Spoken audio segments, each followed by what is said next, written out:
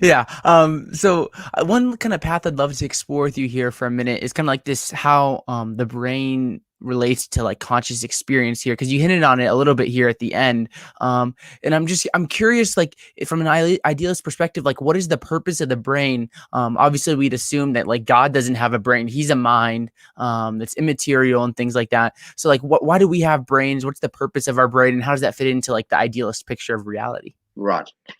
Well, I think to know what human beings are, we are animals, basically. Hmm. Uh, so we have a long evolutionary past. I accept that. We have developed, even in the womb, we developed from one cell to going through various stages of looking like various little animals, and then we begin to look human. And of course, we're born as humans. So we are developing beings. Now, God's not a developing being, God doesn't develop. So we have beings with a history and a social history, and we are communal beings. We are importantly related to each other. So we want developing social communal beings who learn to understand and create and are free to do things.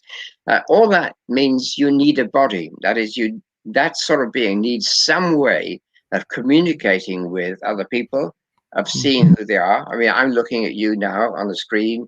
If I couldn't see you, I probably wouldn't know it was you. I would Mhm. hear you, but if I couldn't even hear you, I certainly wouldn't know it was you. So we need something, some medium, a physical medium of sound waves, to know that there's somebody there, but you aren't the sound waves, and I'm perfectly well aware of that. So the sound waves are instruments for letting me know that you're there.